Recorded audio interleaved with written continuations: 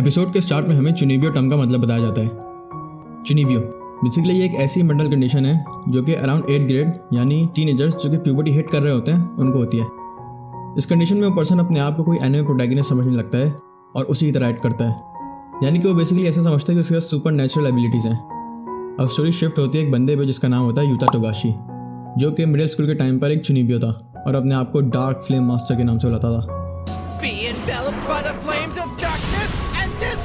Utah अपने room में होता है और अपने पास की सब चीज़ों को समेट रहा होता है और अपने पास को याद करके क्लियरली काफ़ी ज़्यादा एम्बैरेस फील कर रहा होता है। यूता अपनी सब चीज़ों को रखने के लिए बालकनी में जाता है तो देखता है ऊपर से एक रस्सी नीचे लटक रही है। यूता काफ़ी कंफ्यूज होता है और थोड़ी देर बाद उस रस्सी से एक लड़की नीचे उतर रही होती है। यूता उसकी हेल्प करता है क्योंकि वो स्टंट देखने में काफ़ी ज़्यादा डेंजरस लग रहा था। जब यूता दोबारा उस लड़की की तरफ देखता है तो उस लड़की ने एक आई पैच पहना होता है और वो लड़की यूता की तरफ देखकर उससे पूछती है, क्या तुमने देखा? ये बात यूता को समझ नहीं आती और वो बोल देता है नहीं। तो वो लड़की दोबारा उससे पूछती है, क्या तुम देखना चाहते हो? इस पर यूता कोई जवाब नहीं देता और थोड़ी देर बाद वो लड़की वहां से गायब हो जाती है। यूता जब आगे जाके देखता है तो वो बस नीचे उतर रही होती है।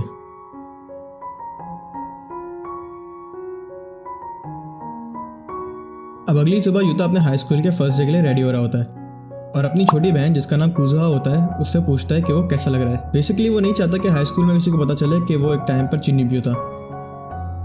जब कुजुहा बोलती है कि वो नॉर्मल लग रहा है तो ये सुनकर यूता काफ़ी ज़्यादा खुश हो जाता है।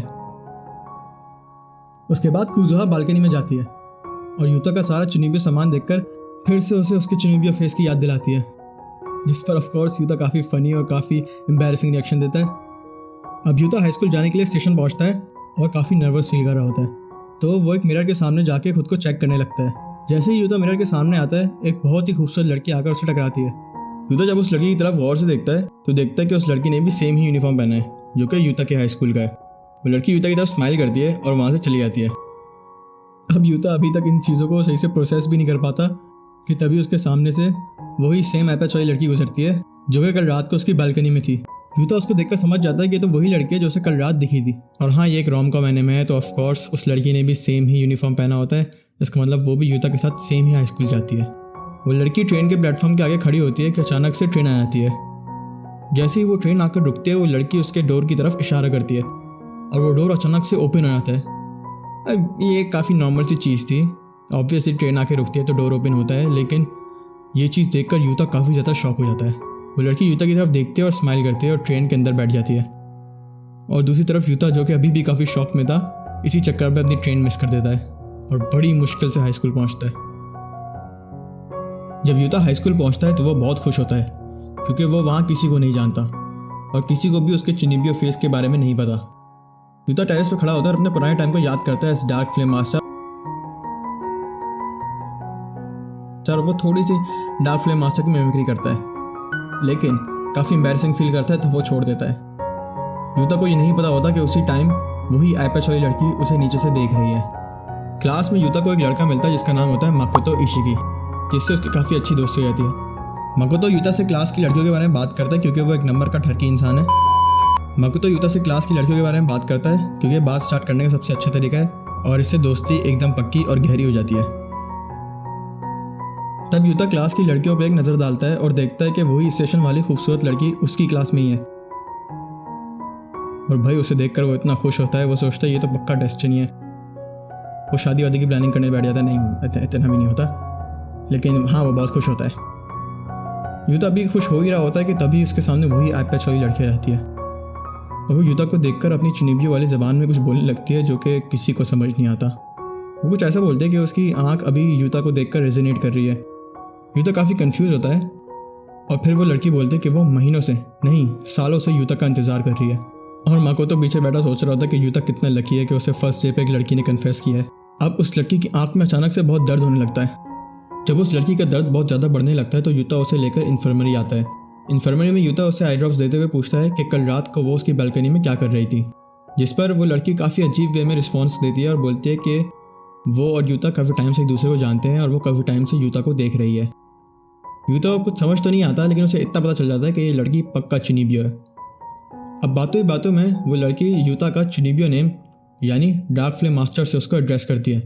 We must be more careful.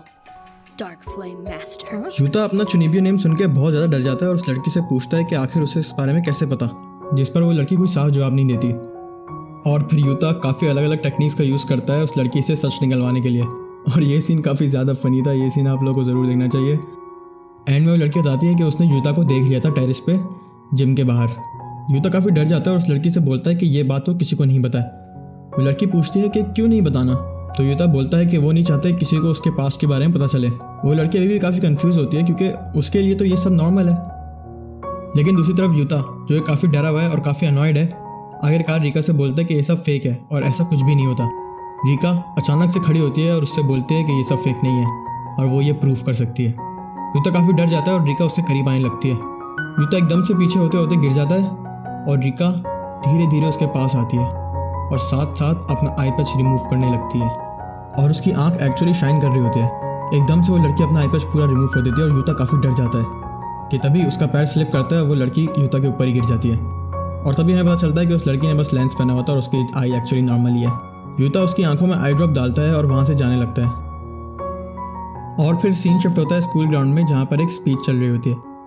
Utah बैठे बैठे सोच रहा होता है कि उसे अब और भी ज़्यादा केयरफुल होना पड़ेगा क्योंकि वो लड़की उसके पास्ट के बारे में जानती है। उसी टाइम हमें पता चलता है कि निबिटानी यानी यूता की क्रश वो क्लास रिप्रेजेंटेटिव है। क्लास में माकोतो यूता से क्लास के बाद हैंग आउट करने का पूछता है, जिस पर यूता काफ़ी खुश होता है क्योंकि मिडिल स्कूल में उसके चिनिबियो की वजह से कोई उसके साथ हैंग आउट नहीं करता था और उसके कोई ज़्यादा दोस्त थे ही नहीं। यूता हाँ करने ही लगा होता है कि तभी उसे टीचर बुलाती हैं और उनके साथ वही आई पैच वाली लड़की खड़ी होती है। जहाँ हमें पता चलता है कि उस लड़की का नाम रीका तकानाशी है। टीचर बताती है कि रीका इस शहर में नहीं है और अपना वॉलेट घुमा चुकी है, तो इस वजह से वो चाहती हैं कि यूता उसे घर छोड़ दे। यूता पूछता है कि आखिर वो ही क्यों, तो टीचर बताती है कि वो दोनों सेम ही अपार्टमेंट में रहते हैं तो उसको कोई प्रॉब्लम भी नहीं होगी। यहाँ पे हमें पता चलता है कि रीका वाकई में यूता के ऊपर वाले फ्लोर पे रहती है। यूता उसे छोड़ने के लिए स्टेशन पहुंचता है और अपने दोस्तों के साथ प्लान कैंसिल कर देता है। यूता रीका से पूछता है कि वो आखिर कब से उसके अपार्टमेंट के ऊपर रह रही है। रीका बताती है कि उसे शिफ्ट हुए अभी बस 2 दिन ही हुए हैं और वो अपनी बड़ी बहन के साथ रहती है।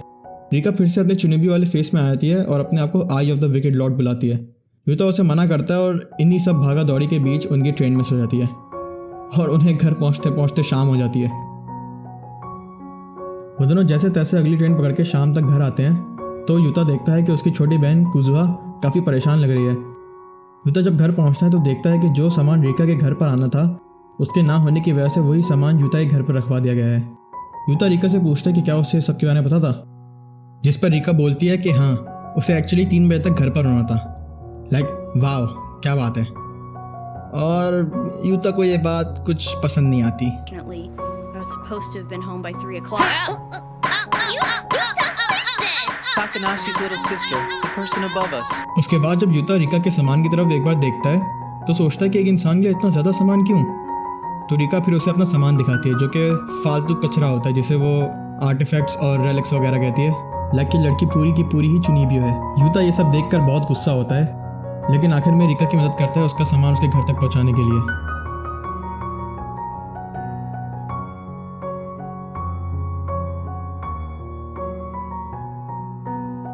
सामान पहुंचाने के बाद यूता रीका से पूछता है कि उसकी बड़ी बहन कहाँ है, जिस पर रीका बताती है कि वो हमेशा लेट ही आती हैं। रीका यूता के घर पर ही डिनर करती है। डिनर करते टाइम यूता की सबसे छोटी बहन यूमेहा यूता के चुनिबियो सामान में से एक सोड उठा लेती है और उससे खेलने लगती है, जो कि रीका को काफ़ी ज़्यादा कूल लगती है। और कुजुहा और यूता की मदर दोनों यूता के चुनिबियो फेस के बारे में बातें करने लगते हैं रीका के सामने। और यूता फिर से काफ़ी ज़्यादा एम्बैरेस होता है और अपनी मदर को रिमाइंड कराता है कि उनकी नाइट शिफ्ट का वक्त हो गया है और उन्हें भगा देता है। यूता अपनी सोड वापसी उन्हीं सब सामान के बीच में रखने जाता है और वो सब सामान फेंकने लगा होता है कि तभी वहाँ रीका आती है और उससे बोलती है कि प्लीज़ वो ये सब सामान ना फेंके। यूता काफ़ी गुस्से में होता है, काफ़ी एम्बैरेस होता है, तो रीका से बोलता है कि ये सब फेक है। डार्क फ्लेम मास्टर और आई ऑफ द विकेड लॉर्ड जैसी कोई चीज़ एग्जिस्ट नहीं करती।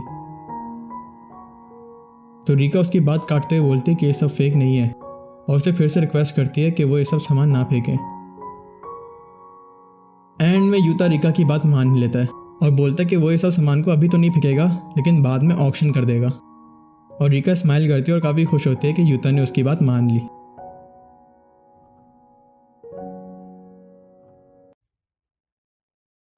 हे गाइस, फर्स्टली सॉरी क्योंकि आई नो ये वीडियो काफ़ी टाइम बाद आ रही है और ये किसी भी एंगल से परफेक्ट नहीं है क्योंकि मैंने फर्स्ट टाइम ऐसा कुछ ट्राई किया है।